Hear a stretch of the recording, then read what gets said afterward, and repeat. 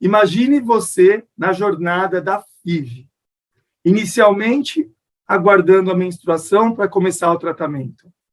Depois, aqueles 10 dias de expectativa, de medo, de imprevistos, de não saber o que vai acontecer com o uso daqueles hormônios, daquelas injeções que você tem que tomar diariamente.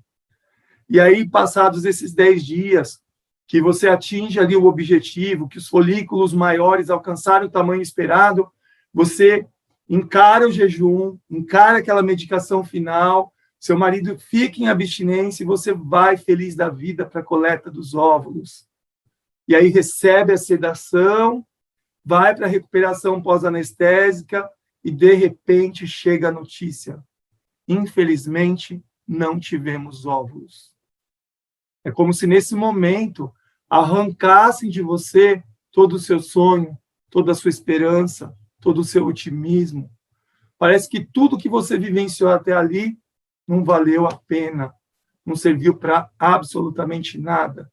E começa a vir um medo. Será que eu vou ser mãe? Será que um dia eu vou concretizar esse sonho? Por que só comigo? Por que só eu tenho que chorar? Por que só eu tenho que enfrentar essa dificuldade? E o quanto que eu gastei de dinheiro nesse tratamento e não serviu para nada? Muitas de vocês já enfrentaram esse cenário negativo. É como se a gente nadasse e nunca chegasse ali na terra firme, no porto seguro. No vídeo de hoje, eu vou explicar para você o porquê de não ter óvulos na fertilização in vitro e como você pode enfrentar esse cenário difícil na jornada em busca do bebê.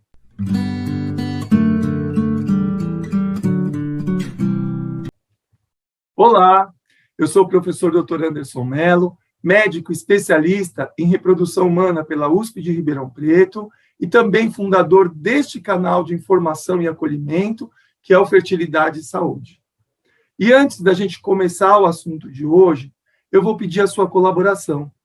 Me ajude a estender a mão para os casais que enfrentam a dificuldade para ter um bebê, compartilhando esse vídeo, se inscrevendo no canal e ativando os sininhos para receber notificações que eu vou estar trazendo constantemente ferramentas, vídeos novos para ajudar vocês a superarem a infertilidade, não só com os aspectos relacionados à parte biológica, mas também com o enfrentamento dessa doença através da restauração emocional. A punção ovariana, também conhecida como coleta de óvulos, pode ser considerada a segunda etapa do processo de fertilização in vitro. Esse procedimento precisa ser realizado em ambiente cirúrgico, onde existe controle da umidade do ar, da temperatura, do potencial de infecção, da iluminação, com o objetivo de aumentar a probabilidade de sucesso do tratamento. Essa fase é realizada geralmente depois de 12 dias do início dos medicamentos hormonais na estimulação ovariana, e ele é realizado sob sedação. A mulher recebe medicação anestésica na veia, oxigênio, e dorme na posição ginecológica. Para realizar a coleta dos óvulos, é importante uma ultrassonografia transvaginal, onde nós introduzimos uma agulha com um guia metálico, e essa agulha, pela vagina, vai acessar os folículos ovarianos. Através do mecanismo de pressão fechado, nós aspiramos o conteúdo desses folículos para o tubinho de ensaio aquecido. E na hora que você aspira o conteúdo do folículo, que é líquido, nós esperamos ter ali os óvulozinhos. Mas, e quando nesse dia nós não temos os óvulos? A ausência de óvulos na punção ovariana apresenta 3 causas principais. A baixa reserva ovariana, que é a mais frequente, a ovulação precoce e também a síndrome do folículo vazio. E no vídeo de hoje, nós vamos então discutir cada uma dessas causas e também estratégias biológicas e emocionais para enfrentar essa luta, essa dificuldade que é receber a notícia de não ter óvulos no dia da coleta. Bom, eu já falei em outros vídeos, mas a baixa reserva ovariana é uma das causas mais frequentes de infertilidade da sociedade moderna. Atualmente, a mulher tem cada vez mais adquirindo a sua independência, a sua individualidade, tem investido em planos de carreira e, com isso, ela tem deslocado a maternidade para uma fase mais avançada da vida. Entretanto, o potencial reprodutivo não acompanha essa modernização.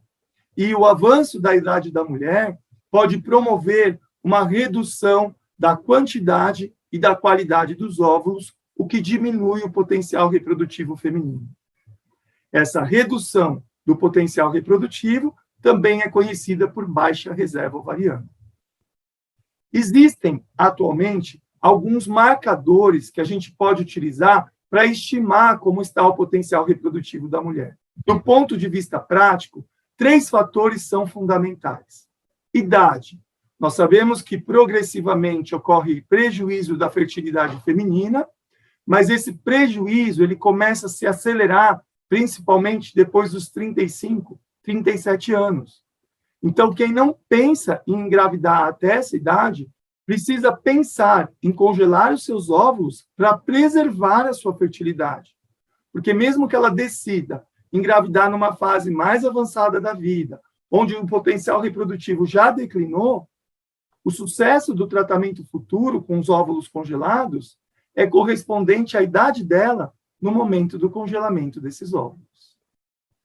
Bom, além da idade, um segundo fator que nós utilizamos com muita frequência é a ultrassonografia dos ovários, onde nós contamos essas estruturas mais pretinhas, que são os folículos, que nada mais são do que as unidades do ovário que contêm os óvulos. Quanto maior o número de folículos, maior o potencial reprodutivo dessa mulher, só que com o avanço da idade, nós progressivamente vamos tendo redução da quantidade folicular. Quando a mulher apresenta uma contagem de folículos menor do que 5 a 7, ela recebe o diagnóstico de baixa reserva ovariana, mas vale lembrar que a redução do potencial reprodutivo pode ocorrer gradativamente com o avanço da idade. Então, observem aqui, aos 30 anos, o normal é a mulher ter em torno de 14 folículos, 12 folículos. E se ela tem uma quantidade ali em torno de 10, de 8 folículos, ela não tem o diagnóstico clássico de baixa reserva, mas já tem um potencial reprodutivo reduzido para a idade. Então, eu falei para vocês da idade, falei da contagem folicular, e o terceiro fator que nós utilizamos mais frequentemente na prática clínica é a dosagem hormonal. Tem o hormônio folículo estimulante, o FSH, que é o tradicionalmente realizado, porque ele é mais antigo, ele é mais barato, já tem níveis de referência bem estabelecidos, mas ele é pouco específico. E o outro hormônio que nós utilizamos na prática clínica é a dosagem do antimileriano, o AMH ou RAM, que é mais específico, então ele dá um panorama mais claro do que realmente possa estar acontecendo com o potencial reprodutivo da mulher. Para vocês terem uma ideia da importância da relação entre baixa reserva ovariana e ausência de óvulos no dia da coleta, nós temos aqui, para exemplificar, a dosagem do hormônio antimileriano. Então, 50% ou mais das mulheres que têm um antimileriano menor do que 0,6 não vão nem chegar à fase da coleta dos óvulos. Então, pessoal, reserva ovariana hoje é um dos principais marcadores de sucesso da presença ou não de óvulos no dia da punção ovariana. Mas não é fácil receber a notícia de que você passou por todo o processo da estimulação e chegou lá no dia, não teve óvulos. Então, agora, eu vou te dar algumas ferramentas para te ajudar a suportar essa carga pesada que é receber essa notícia. A primeira é você ter aceitação. Você precisa entender e aceitar a sua condição reprodutiva. Não significa que aceitar é desistir do processo, mas é entender como funciona todo o processo reprodutivo do ser humano. Nós sabemos que, independente da reserva ovariana, o ser humano tem limitação para engravidar, pela produção de grande quantidade de embriões comprometidos geneticamente. E o próprio organismo, sabendo que aquele embriãozinho é alterado, não deixa a gravidez evoluir para fases mais avançadas. E, na maioria das vezes, a mulher não consegue nem formar o embrião. Ele não sobrevive, muitas vezes, no caso da FIV, no laboratório. Então, aceitar a sua condição pode reduzir o estresse, pode diminuir a sua culpa, o seu arrependimento, e pode te ajudar a equilibrar suas emoções para olhar para o futuro com mais esperança e ver o que você pode fazer de diferente. Não existe uma receita de bolo, mas nós sabemos, pessoal, que se a mulher tem baixa reserva, numa fase mais avançada da vida, geralmente depois de 40, 42 anos, insistir na estimulação ovariana pode tornar a jornada extremamente desgastante e prolongada. Então, em alguns momentos, a gente vai precisar olhar para outras opções, como, por exemplo, gerar o seu filho adotivo através da ovodoação. Outras vezes, ter a baixa reserva em idades mais precoces, com menos de 35 anos, pode dar esperança de que você tentar várias vezes, em algum momento, você vai ter o sucesso do seu tratamento. Então, a aceitação é a primeira receita que nós deixamos aqui para tornar a sua jornada mais leve e menos desgastante. Uma outra habilidade que você precisa praticar para te ajudar a superar todo esse quadro de frustração que é não ter óvulos no dia da punção ovariana é você se permitir chorar, se entristecer, desabafar, se calar, ficar quieta no seu canto. Muitas vezes a gente dá a notícia e a mulher quer muito ir embora para chegar na casa dela, chorar, desabafar, seja com o marido ou seja com ela mesma. Faz parte, pessoal, esse sofrimento do crescimento do ser humano. E se você cumprir essa etapa na sua vida, você se permitir ter esse sofrimento, você vai ver como a ferida pode cicatrizar mais rápido. E isso te ajudar a formar opiniões, a formar estratégias do que você vai fazer dali para frente. Só precisa tomar um cuidado desse sofrimento não ser tão prolongado e ele também não tomar conta de outros cenários da sua vida. Porque se isso acontecer, você realmente precisa de ajuda de profissionais, seja do seu médico especialista ou mesmo profissionais da saúde mental, para ajudar a superar tudo isso. Então, até aqui, pessoal, nós falamos de duas ferramentas. A aceitação e a segunda ferramenta é a permissão própria do sofrimento. Mas uma vez que você aceitou e superou esse sofrimento, agora é hora de fazer o quê? Rever estratégias. Toda mulher que não teve óvulos no dia da coleta precisa pensar em alternativas que ela pode utilizar no futuro. E no caso da baixa reserva ovariana, nós temos duas opções. Vamos insistir na mesma estratégia que foi feita previamente. Então, uma mulher jovem, teve uma resposta ovariana adequada, é uma mulher que ainda tem uma quantidade de folículos que, apesar de reduzida, permite continuar com novas estimulações. Então, siga esse caminho. Ou já está numa idade mais avançada, a jornada já está longa, foram múltiplas fertilizações in vitro, o dinheiro está acabando, você precisa, então, pensar numa segunda alternativa, que é a ovorecepção, onde o tratamento da fertilização é feito com óvulo de doadora, unido com o espermatozoide do seu parceiro. E, recentemente, o Conselho Federal de Medicina publicou uma nova resolução, considerando que, para o tratamento de ovorecepção, o óvulo pode ser de doadora conhecida, desde que essa doadora seja uma parente de até 4º grau, que inclui a mãe, a irmã, a tia, a prima ou a sobrinha. Então, para esses casos hoje de ovorecepção, nós podemos recorrer à fertilização in vitro com óvulos de doadora conhecida e ainda se mantém. Quando a doadora não pertence à mesma família, ela pode também recorrer a óvulos de pessoas anônimas. Existem também outras estratégias, como o uso do hormônio masculino transdérmico pela pele ou mesmo por boca, onde ele em alguns casos, a gente pode ter aumento da quantidade de folículos, mas a taxa de nascimento parece que não sofre modificações, e esse é um grande fator limitante do uso dessa estratégia. E temos também o uso do hormônio do crescimento, do GH, mas o grande problema também é que a gente não sabe a dose, o tempo de uso, o momento de iniciar esse medicamento, que seria mais adequado para otimizar a fertilidade. Mas todas essas estratégias, pessoal, elas precisam ser minuciosamente discutidas e readequadas de acordo com cada casal, com cada realidade que a gente vai vivenciar dentro da baixa reserva ovariana. Bom, mas além da aceitação, além da permissão do sofrimento e além de rever as estratégias, o que mais eu posso usar como ferramenta para equilibrar as minhas emoções quando eu recebo essa notícia tão triste que é não ter óvulos no dia da punção ovariana? Você pode, além disso tudo, rever as suas crenças. Crenças são ideias, pensamentos que nós adquirimos ao longo da vida com base na experiência daquilo que nós vivenciamos.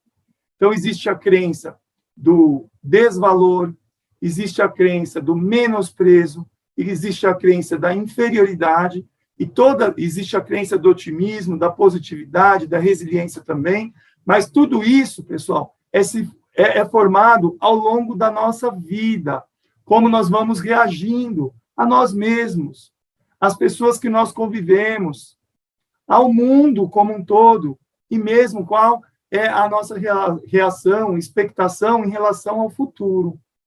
E ao longo da nossa vida, então, nós vamos construindo essas ideias, esses pensamentos, que vão se fortificando cada vez mais. E são eles que nos dão a visão, a forma como a gente vai enfrentar as situações boas e as situações ruins da nossa vida. Então, por exemplo, uma pessoa que cresceu num lar onde a cobrança era muito grande, onde ela precisava ser a melhor aluna, ela precisava ser a melhor atleta, ela precisava ser a melhor filha, ela precisava ser a melhor irmã, essa cobrança excessiva pode trazer dentro desta mulher, dessa criança, um sentimento de inferioridade, um sentimento de culpa, de autocobrança. E quando a gente já tem de base alguns pensamentos que foram enraizados ao longo da nossa vida, ele tem a capacidade de modificar como a gente enxerga tudo o que acontece à nossa volta. Bom, então, nesse caso que eu citei como exemplo, essa menina, ela cresceu numa carga de exigência muito grande. Então, quando ela tira uma nota boa na escola, ela não vai considerar que ela estudou para aquilo e ela realmente alcançou o objetivo. Ela vai achar que ela conseguiu aquele sucesso porque a prova foi fácil. E quando, pessoal, nós temos crenças que são consideradas disfuncionais, que elas modificam a forma como nós enxergamos a vida, nós temos a tendência de trazer para a nossa vida um cenário completamente divergente da realidade. Então, essa criança, ela se sente incapaz, se sente pequena, se sente impossibilitada de realmente alcançar os seus objetivos e as suas conquistas. Bom, mas e na fertilização in vitro? Como tudo isso funciona? Muitas vezes, se nós temos uma etapa que não foi muito bem na fertilização in vitro, a gente já tende a pegar aquela etapa e generalizar ela para todo o processo de construção da maternidade. Então, o que a gente precisa fazer é identificar esses pensamentos disfuncionais, e isso você pode escrever, pode anotar. Puxa, eu estou com esse pensamento negativo, mas será que ele é realmente isso? Dá um nome para esse pensamento. E aí, através dessa identificação e através da colocação de perguntas, espera aí, mas será que isso daqui é mesmo verdade? Será que isso aqui só está acontecendo comigo? Será que é um problema específico da minha existência? Ou existem outras pessoas que já passaram por isso? A partir do momento que você começa a colocar dúvidas, que você começa a debater com estes pensamentos, fica mais fácil de você dar respostas que vão te ajudar a construir novas crenças e, consequentemente, pensamentos funcionais, saudáveis, que vão te trazer a esperança, que vão te ajudar a abrir a mente para a tomada de decisão do que fazer dali para frente. E uma vez que você aceitou a situação, que você se permitiu sofrer, que você fez uma revisão, uma reflexão, para ver o que você vai fazer de novas estratégias. Uma vez que você também construiu novas crenças, chegou a hora, então, de desenvolver uma última habilidade, que vai ser um resumo, que vai ser um apanhado geral de tudo isso, que é você, de forma racional, juntando com a emocional, fazer uma reflexão, tá, dos prós e dos contras de cada uma das situações que vão te ajudar a tomar a decisão no futuro em relação ao que fazer numa nova tentativa. Para isso, pessoal, eu construí aqui uma tabela, tá certo? Onde essa tabela ela pode ser individualizada conforme as suas necessidades. Eu coloquei os principais fatores que você precisaria considerar, mas você pode acrescentar outros. Então, observem aqui. Primeira coisa, a sua idade. Ela está falando a favor ou contra você fazer o tratamento com seus próprios óvulos? Você pode escrever sim ou não, ou pode colocar um xizinho na coluna que você acha que é mais adequado. Quantas vezes você já fez esse tratamento? Não existe um limite, pessoal.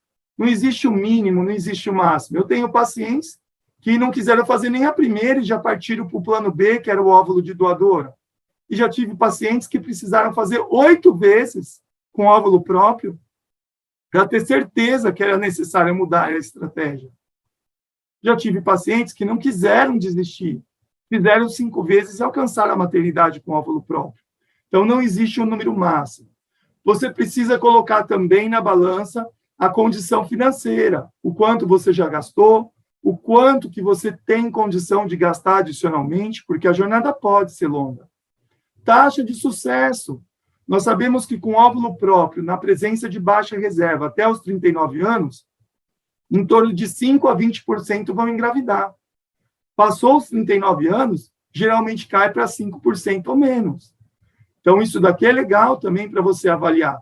Obviamente que quanto mais tentativas você fizer, você vai aumentando a sua chance. Mas como é baixa reserva, a porcentagem de aumento é pequena. Os outros cenários da sua vida, como é que estão? Você está conseguindo trabalhar? O seu casamento está indo bem? Você tem uma atividade social? Você está cuidando de você mesma? Você está pensando em ter um filho? Cuidar de um ser completamente dependente de você, mas você está tendo autocuidado? Você está olhando para o seu corpo, para a sua saúde, para a sua mente? Então, você precisa fazer essa reflexão. Você já tem o diagnóstico de ansiedade, de depressão? Já faz medicamento para controlar essas alterações? É importante você fazer essas reflexões. E o relacionamento? Como é que está com o seu parceiro, com a sua parceira? Vocês ainda estão conseguindo conversar de forma amigável, de forma respeitosa? Ou dentro da tua casa é só briga, é só discussão, é cada um para um lado? Então, pessoal, se dentro dessas respostas você tem mais contras do que prós, você precisa sim reavaliar a estratégia.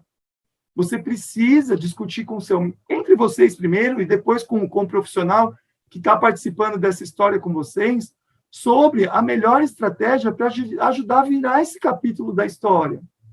Porque senão a gente acaba entrando no looping de sofrimento, os anos vão passando, você vai perdendo a oportunidade de construir novos capítulos e aquele sofrimento vai fazendo parte do seu cotidiano. E parece que ele nunca vai ter fim. Então, fica aqui a dica. Colocar os prós e os contras sobre cada uma das decisões, desses cenários, de outros, sem dúvida nenhuma, vai ajudar vocês a tomada de decisão. Então, resumindo para a baixa reserva ovariana, pessoal, a aceitação, permissão do sofrimento, rever estratégias, construir novas crenças e estabelecer prós e contras de aspectos que estão envolvidos na tomada de decisão. Bom, e uma outra causa para a ausência de óvulos no dia da coleta é a ovulação precoce.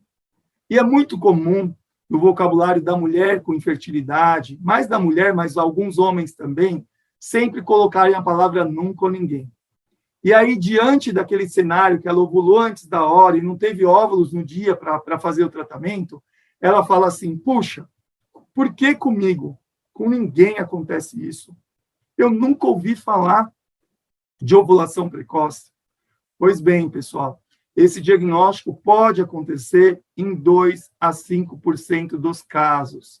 Quando nós fazemos a fertilização in vitro, existem basicamente 3 classes de medicamentos que podem ser utilizados para evitar a ovulação precoce. Hoje, o mais realizado é o bloqueio com um medicamento que nós chamamos de antagonista do GnRH, o orgalutran. Estamos utilizando também bastante a progesterona, e nós temos que aproximadamente 2 a 5% das mulheres podem ovular, ou seja, liberar o óvulo, romper o folículo antes de chegarem à coleta. Quando nós nos deparamos com um cenário como esse, o que nós fazemos?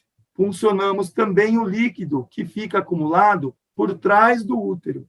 Em alguns casos, nós recuperamos os óvulos. Eu tive uma paciente de 36 anos, baixa reserva ovariana, 6 folículos inicialmente, um deles crescendo, e fomos para a coleta. Ela ovulou antes da hora, nós conseguimos pegar o óvulozinho por trás do útero, e ela formou um embrião, transferimos em D2, em estágio de clivagem, segundo dia, e ela engravidou. Já nasceu um menino lindo, volta e meia eu vejo ele na internet, tá grandão, ela foi esses dias lá na clínica também. Então, a ovulação precoce é uma catástrofe, tá, pessoal? Mas você não está sozinho. E a melhor coisa é sempre rever o que aconteceu para tentar fazer algo diferente. Então, normalmente, na prática, o que eu faço? A primeira coisa é a gente ver a duração do ciclo menstrual normal da paciente. Então, se normalmente ela menstrua ali com menos de 28 dias, talvez esta paciente ela tenha uma resposta mais rápida à estimulação. E se ela teve um ciclo prévio com ovulação precoce, o ideal é a gente antecipar o momento que nós indicamos a coleta. Entretanto, pessoal, se for uma particularidade da paciente, muitas vezes a gente não tem o controle, mesmo fazendo o bloqueio. Nesse momento agora, eu estou com uma paciente que tem uma reserva ovariana limítrofe, era de 1,13 o antimileriano dela, nós começamos com 9 folículos e ela começou a responder com 6. Nossa, foi uma resposta excelente, um intervalo menstrual de 28 dias, normal. Começamos o nosso tratamento e quando ela voltou no 7º dia, ela tinha ovulado todos os folículos, que eram 3, do lado direito. Puxa, ali foi uma frustração muito grande, mas aí entra a transparência também. Eu olhei nos olhos do casal, falei a verdade, expliquei o que estava acontecendo, mas eu falei, olha, eu não vou desistir do seu ciclo, porque o lado esquerdo estavam lá os 3 folículos que ela estava em crescimento. E aí, então, agora, nós continuamos a estimulação, ela sinalizou esse crescimento, e agora, já nós vamos para a coleta, mas ela já está bloqueada. Então, é como se, nesses casos, a gente fizesse a dupla estimulação no mesmo ciclo menstrual, o do STIM, e, nesses casos aí, a gente tem essa escapatória também. Bom, pessoal, mas se você não teve óvulos no dia da coleta pela ovulação precoce, não tem uma receita de bolo de como enfrentar tudo isso. O mais importante é saber que você não está sozinha, que não é um problema específico seu, e você precisa começar a olhar para o seu ciclo com um olhar positivo. Bom, o que é de positivo? Eu tive uma resposta à estimulação ovariana hormonal. Eu perdi essa batalha desse ciclo, mas eu tenho condição de avançar, porque eu ainda tenho folículos e eu sei que os meus folículos respondem ao hormônio. Então, para você ter um pouco mais de prazer, de tranquilidade e também alcançar a sua felicidade, não só dentro da fertilização, mas na vida como um todo, você precisa aprender a comemorar as pequenas conquistas. No caso da FIV, a pequena conquista é você ter acesso a fazer um tratamento como esse no Brasil, que é um tratamento caro emocionalmente, caro financeiramente, e você também entender que o seu ovário responde aos hormônios e que você, junto com a equipe, que você confiou a maior semente da sua vida, que são os seus óvulos, que vocês vão chegar num consenso, vão chegar num time e vocês vão alcançar essa grande vitória. Uma outra ferramenta é você buscar ajuda. Conversa com o seu marido, conversa com o médico, converse com pessoas que você sabe que tiveram esse cenário, para diminuir em você a sensação de achar que o problema é seu, que o fato está só com você, para você se julgar menos. Então é isso, pessoal. Então até agora eu falei da baixa reserva ovariana, falei também da ovulação precoce, e uma outra causa que pode se associar com a ausência de óvulos no dia da coleta é a síndrome do folículo vazio. O que é isso? Algumas de vocês já devem ter ouvido falar. Está lá a paciente com uma reserva ovariana normal, fez o uso dos medicamentos, usou tudo certinho, o que dependia dela, ela fez, as ultrassonografias mostravam uma evolução brilhante. E chegou lá no dia, nada de óvulos. A idade feminina avançada e a baixa reserva ovariana são fatores relacionados à síndrome do folículo vazio. Mas existem também duas outras possibilidades que explicam esse achado. O primeiro deles, pessoal, é o erro do medicamento. Então, muita gente confunde o horário do remédio, principalmente quando ele tem que ser feito na madrugada, mesmo quando é feito à noite, elas podem fazer confusão, e o uso equivocado do remédio pode não preparar adequadamente os óvulos para o momento da coleta. Vocês sabem que aquele medicamento final, que nós chamamos de trigger, né, o HCG, ele precisa ser aplicado entre 34 e 37 horas antes da coleta dos óvulos. E quando a gente faz a coleta próximo das 34 horas ou menos, ou quando a mulher utilizou o medicamento fora do horário estabelecido, a gente tem mais risco de ter a síndrome do folículo vazio. O outro fator relacionado a esse achado é uma alteração no metabolismo do HCG, desse trigger, em algumas mulheres. A ciência não consegue explicar para a gente muito bem, mas algumas mulheres têm um metabolismo mais lento desse HCG. Bom, e quando a gente recebe esse diagnóstico da síndrome do folículo vazio, o que nós utilizamos de estratégia para um próximo ciclo?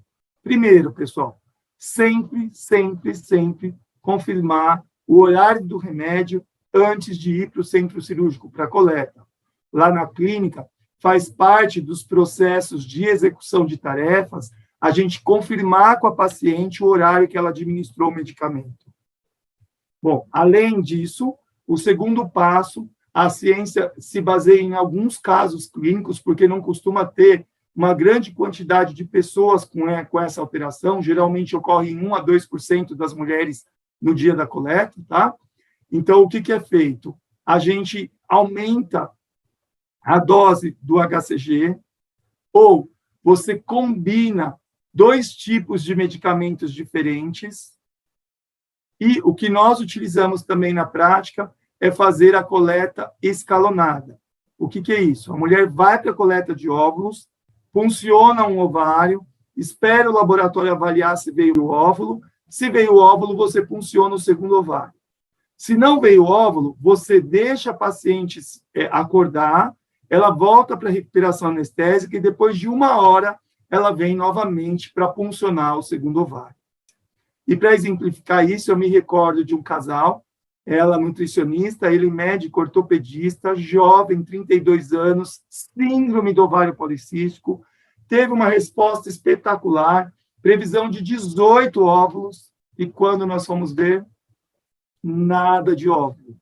Uma frustração muito grande, porque ela estava com desconforto, ela não chegou a ter a síndrome do hiperestímulo, mas estava com os ovários aumentados de volume, tinha um pouquinho de líquido, e aquilo trazia muito desconforto, foi uma frustração muito grande, mas o casal usou da resiliência e acreditou que eles poderiam ter um cenário diferente, e aí ela foi para uma nova estimulação, a gente usou uma dose adicional do HCG, fizemos a estratégia da punção escalonada, e ela teve, então, 12 óvulos, 7 blastocistos, emplacou na primeira transferência. O que fica deste caso, pessoal, é que eles sofreram, eles choraram, ela estava sentindo no corpo e também na mente o peso da frustração da fertilização in vitro. E o casal se permitiu sofrer. se permitiu ter ali o seu momento de introspecção e de reclusão. Mas, rapidamente, depois de umas 2, 3 semanas, eles pediram retorno. E eles começaram, ao invés de focar no problema, olhar para a solução. E eu me recordo, aquilo foi muito desafiador para mim, muito gratificante, né? Porque eles viraram para mim e falaram, doutor, ok, a gente teve ali a nossa frustração, tivemos ali um insucesso, mas o que eu posso fazer para não acontecer isso novamente? E aí foi quando a gente sentou e revisou as estratégias e teve a nossa evolução. Então, pessoal, não existe uma receita de bolo para enfrentar a síndrome do folículo vazio, mas você precisa tirar de si mesmo a culpa, principalmente quando a síndrome do folículo vazio ocorreu por erro do medicamento. Erro de medicação eu já vi com pessoas da área da saúde, médicos, enfermeiros, fisioterapeutas, esposas de médico, todo mundo, na hora que está vivenciando o processo, tem um abalo emocional, tem uma alteração do equilíbrio habitual. Então, não se penitencie, seja mais compassivo com você mesmo. E mesmo que você tenha tido a síndrome do folículo vazio por algo que não está no seu controle, é um motivo adicional para você não ficar se julgando, não ficar se martirizando, e não ficar olhando para o problema, e sim ficar olhando para a solução. Então, pessoal, não tem jeito, não ter óvulos no dia da coleta, seja por baixa reserva ovariana, por ovulação precoce ou por síndrome do folículo vazio, é uma catástrofe dentro da fertilização in vitro, mas não é uma catástrofe que determina a vida. É uma catástrofe que, se você souber enfrentar, ela vai te dar condição para se reerguer com mais força. É aquela história, você precisa olhar para a FIV como se você olhasse para um copo que tem água pela metade. Quando você olha aquele copo, você pode falar, o copo, ele está vazio. Esse é o pessimista. Não, ixi, olha, ele só está pela metade, esse copo. Nossa, ainda está faltando a outra metade. Ou você pode ser aquela pessoa que vai olhar com esperança, com otimismo, com fé. Puxa, esse copo está quase cheio, só falta a metade. Pessoal, é o mesmo cenário, mas a forma como você enxerga o cenário que vai fazer a diferença para você conquistar o que você foi buscar, que é o seu tão sonhado bebê. E eu gostaria, então, de encerrar esse vídeo, agradecendo mais uma vez a atenção de vocês, pedindo aquele apoio, aquela colaboração para me ajudar a divulgar a fertilidade e saúde. Vamos compartilhar a ideia de vencer a infertilidade não só com aquilo que a gente enxerga, com aquilo que a gente controla, mas principalmente com a força que está em nós mesmos, que é o equilíbrio da nossa mente. Então, se inscreva no canal, compartilhe esse vídeo, ative o sininho e receba os novos conteúdos que eu sempre vou estar trazendo para vocês. Até o nosso próximo encontro.